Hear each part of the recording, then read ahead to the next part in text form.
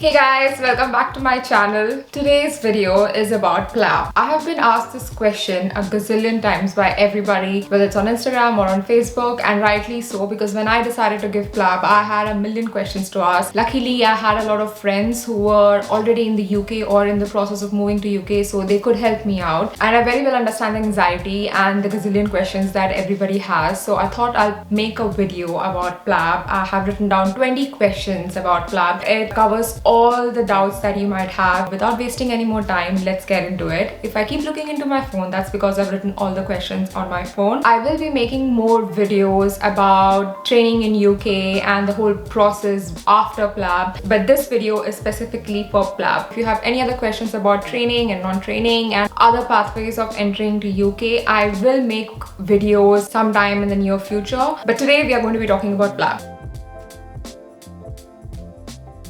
PLAB stands for Professional Linguistic Assessment Board. Basically, how you have your own licensing bodies in your own countries. Like we have MCI in India, plus we have other state licensing bodies or organizations, like we have MMC in Maharashtra. Every state has its own licensing body in India. So as you all know, you need your medical license to be practicing medicine. So the same way, PLAB grants you a pathway of attaining GMC license in the UK, and what GMC stands for is General Medical Council, and that's the body which gives you the license to be practicing medicine in UK, which comprises of 4 countries: England, Wales, Scotland and Northern Ireland. This is one of the many pathways of attaining GMC license, and this is the pathway that I chose. At the end of this video, I will be talking about my journey, quickly running through when I gave what step and how I prepared for it. First off, we are going to do an overview of what exactly is PLAB.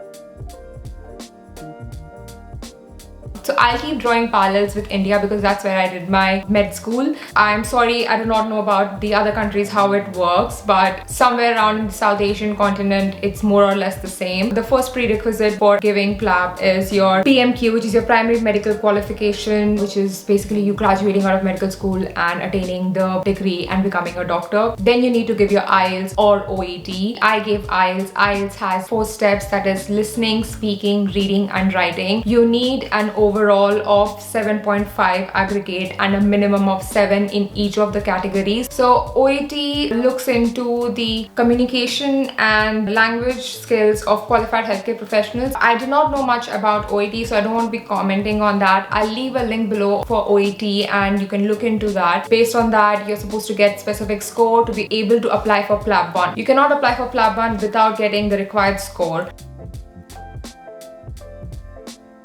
IELTS as of 2018 costs 14,000 rupees and OET as of 2018 costs 30,000 rupees. I will be talking in Indian currency and I'll be putting up the values in pounds as well. I would give a disclaimer over here that do not take IELTS or OET lightly, no matter what people tell you. I was told that yeah, it's fine, don't worry, you'll pass it. I mean, I did at my first attempt, but I did prepare for 2 weeks. So I would suggest go through the modules and go through the practice papers and get the hang of it. It's good to always know the format. So I would suggest don't take it lightly. I did not. Give yourself some time because you don't want to keep spending more than you need to. You need that specific score to be able to apply for PLAB 1, so do not take IELTS lightly. The only place you can be booking your exam for PLAB is the GMC website. You have to make a GMC account and that's where you go ahead and book all your PLAB exams. Okay, so there are basically 2 parts to PLAB. There's PLAB 1 and then there's PLAB 2. This is barring the English exam that is needed. It's got 180 multiple choice questions in 180 minutes that you need to attempt. So basically each question has a clinical or an ethical scenario given, which is followed by a set of questions. The exam is 180 minutes long, but a lot of times people are unable to finish it because the questions are quite lengthy. The exam in itself is not that difficult, but it's just that you always fall short of time. So I would suggest you do a lot of practice papers before you go and give your PLAB 1. You're allowed a total of 4 attempts to give your PLAB 1. If you fail 4 times, then you can still make a request to GMC, and under special circumstances, you can be given a 5th chance to attempt your PLAB 1 exam. The exam occurs 4 times in the year. That's March, June, September and November. Out of those 4 times, twice in the year it does happen outside of UK as well, and the rest of the 4 times always it obviously happens in the UK. Well, in India it happens in Delhi, Mumbai, Kolkata, Chennai and Hyderabad. The months that it happens outside of UK, well, in India would be in March and November. There are a lot of other countries where also PLAB 1 is conducted. There's a whole list of countries that's been mentioned. I'll put a link down below in my description box. So if you're from any of these countries and you don't want to spend money to come all the way to UK to be giving your PLAB 1, you can be giving it in your own home country. The other rest of the times of the year, which is obviously yet again March and then June, September and yet again November, it occurs in UK as well. The cost of PLAB 1 exam as of May 2020 is £239. It varies from person to person how long they take to prepare for an exam. Even if you're working and you have a junior doctor's job, you can still be preparing for PLAB 1 alongside, but it varies and it depends on what your grasping skills are. So I cannot be telling you what is the exact time frame that's required to be preparing for PLAB 1, but give yourself enough time because they have these specific set of questions. The options are quite similar. There's a specific answer that they want, and things are done differently in this country than it is in other countries. So I would suggest give yourself some time and do a lot of mock tests before appearing for the exam. PLAB 2 is an OSCE exam. It has 18 clinical, ethical and practical scenarios. So basically by clinical, I mean as it would be in an A&E, you would go and assess a patient, take the history, suggest what investigations you would do, formulate a management plan. Then ethical scenarios would be, say you've got your colleague doing some cocaine, and what would you do in that scenario? Or you find your colleague smelling of alcohol, so how would you address that situation? So you have few ethical scenarios. Then you have few practical scenarios like say catheterization or taking ABG or say venipuncture or doing sutures. So you have a few practical scenarios as well. So a total of 18 stations are there. The whole point of these 18 stations is that they want to reflect real life scenarios that you might encounter while you're working as a junior doctor in the UK. The whole scenario is put outside the door of the room you're going to walk into. You're given a couple of minutes to read the entire scenario before you walk into the room. And then you walk into the room and then there's the patient and then there's the examiner, the GMC examiner, and there might be a couple of extra people who are probably observing you. At the end of the station, sometimes you might have to discuss with the examiner what your thoughts are, what's the management plan that you're going to come up with. I mean, it's obviously crunch time. You're given specific number of minutes to what you want to do with this person or with this patient. In ethical scenarios, you're sometimes, pushed against the wall, like not practically in the sense that, with your thought process, because the person might be agitated, the person might get little pissed off seeing that, why are you interfering in their business. So they basically want to see if you crack under pressure or not. And obviously because you're coming from another country and they want to see if that kind of service is going to be given back to their patients or not. I don't want to go in depth about it. There are a lot of videos online. You can see basically what these OSCE stations are. PLAB 2 costs £875. This is as of June 2020.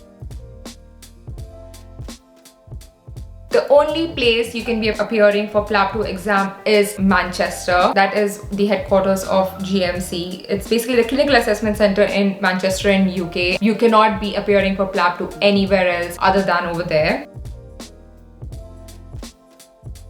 Yet again allowed 4 attempts of giving PLAB 2. You can make an appeal if you have failed 4 times, and GMC then will consider if it's a special case scenario and will give you a 5th attempt.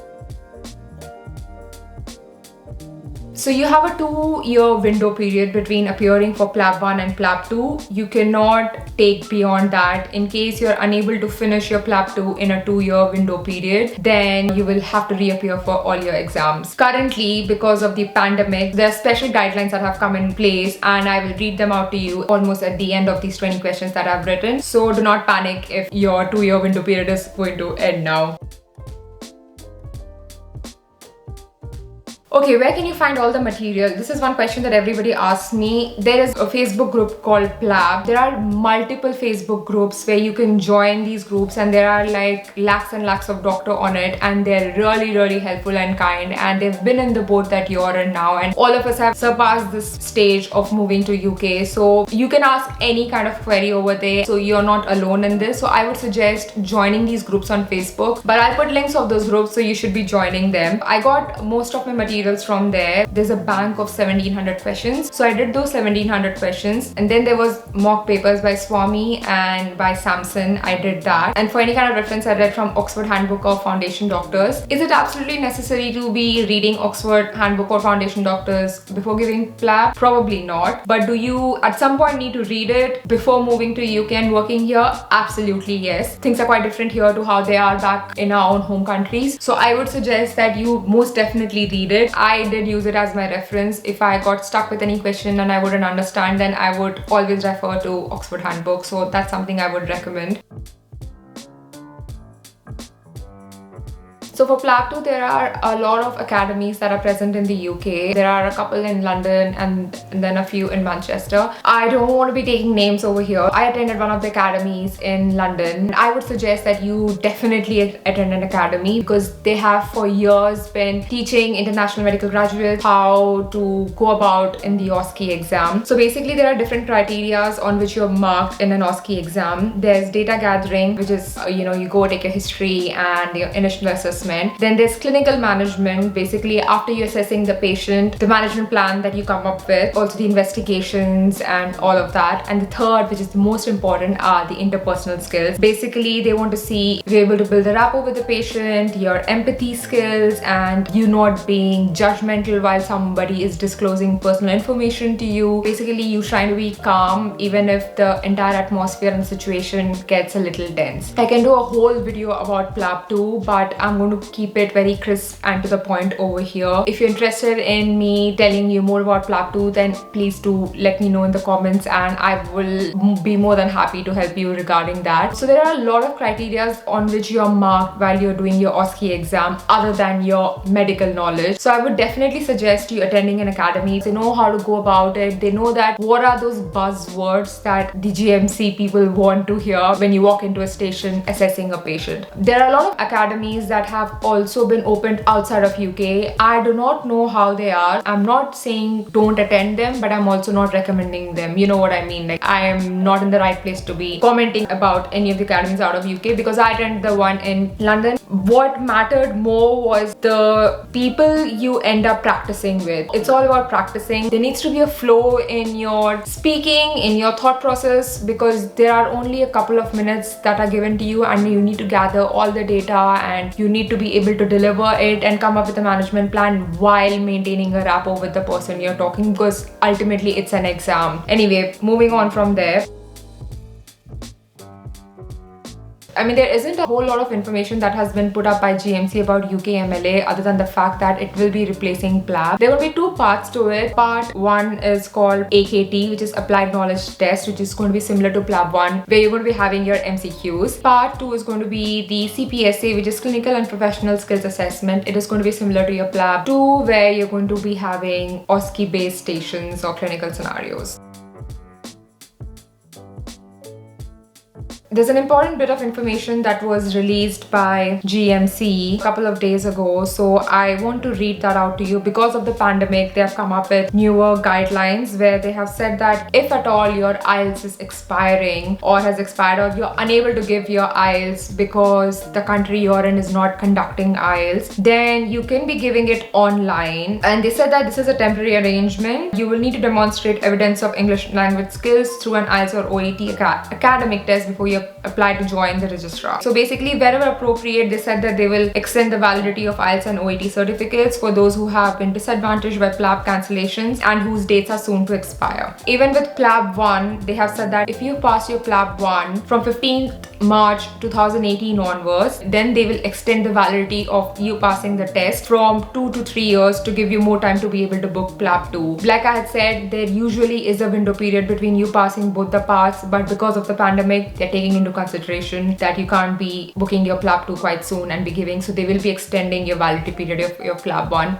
which is brilliant news. They said they will automatically amend this on your GMC account, so you don't have to be doing anything. So with regards to PLAB 2, they have said they are going to be restarting it from 13th August 2020, but they will not be having as many slots as they used to because of social distancing. They'll have a trial of the new test format with a smaller number of doctors before running the PLAB 2 several times a week from September 1st, because obviously there is a high demand of people trying to book the PLAB exam. They said throughout July they will email candidates and ask them to complete a survey which will ask them questions about where you're living and your medical education and already have a job offer in the UK. With all of this information taken into account, then they will allocate you bookings for your future tests. They quite well understand that a lot of doctors in NHS are IMGs, which is International Medical Graduates, so they are trying to be accommodative of the fact that we are all battling a pandemic. So these are the new updates. I have quickly run through the updates. If you want to read them in detail, I will yet again put the link